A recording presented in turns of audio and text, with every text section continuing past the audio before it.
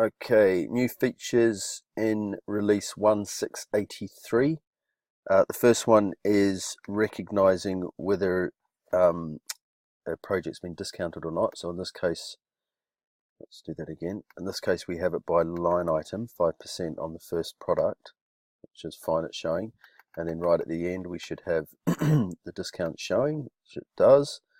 But if we remove that, so we have no discount at all, and run it again,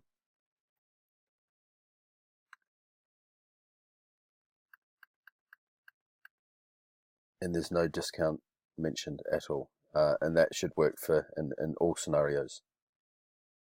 Okay, the next fix, in fact this was done in an earlier version I think, but just to recap, is the updating of orders. So if we make a change to an order, let's just change this for 709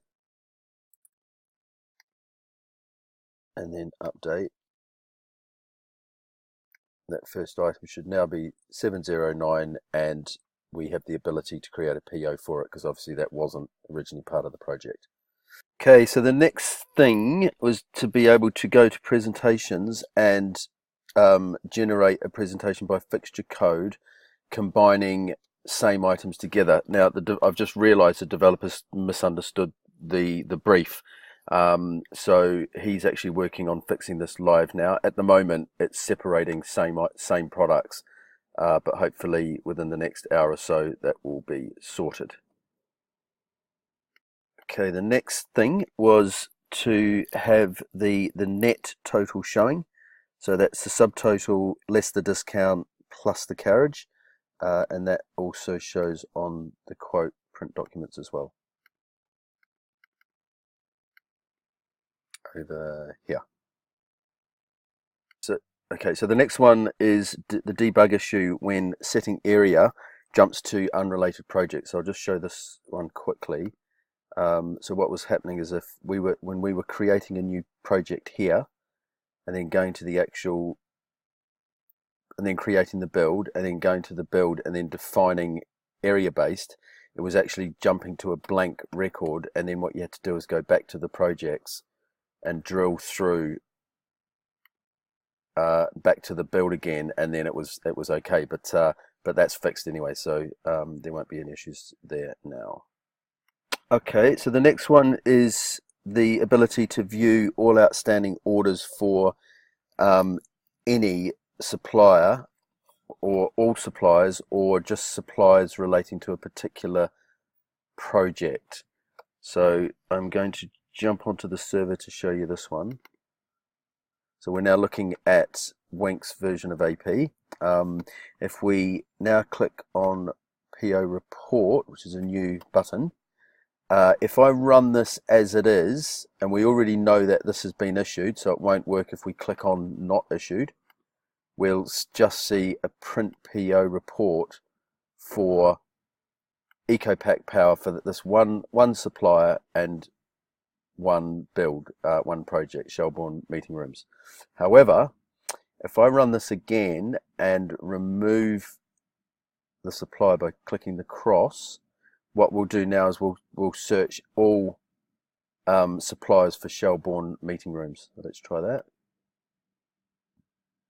Okay, and now we have, so you can see these are all the issued POs, as you can see up here, for this project. I might look at combining these, but this is not, I mean, I don't know if showing the circuit numbers is a good idea or not, but etc. Okay, and now if we go back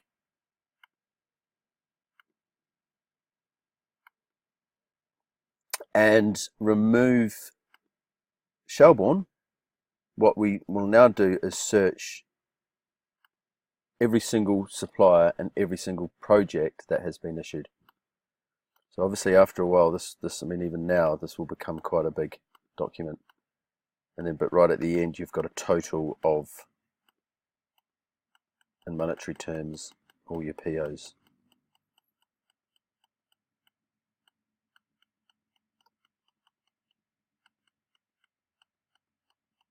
But of course, this probably won't be as useful as looking for everything that has not been issued. So we'll run that. And these are all the outstanding POs. Okay, hope that's useful. Cheers. There's more, but I'm going to pause this. Okay, another new feature. If we close this and go to the build, so this is by context really. So we've got this new products by supplier. This will only work if you've actually generated your POs. I'm not talking about issuing them and sending them.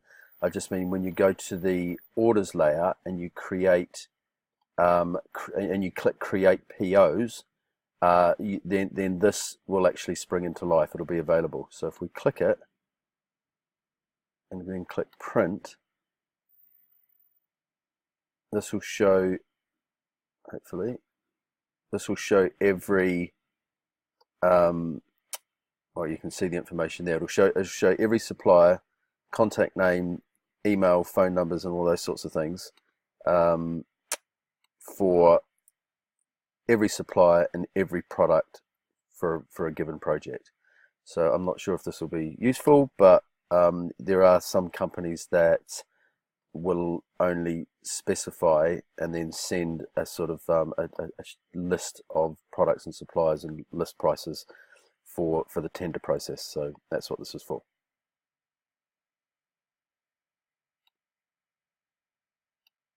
Okay, now with the adding the phone number, this was partially done before, but should be working better now. Adding the phone number and contact name, and yeah, like I say, phone number and mobile number here. If we now click on lighting, view order, and if you generate the order document, we now have phone number, mobile. If this was a new project, that would say site contact test, as I created. And if we also click on picking slip, you've got the same in here.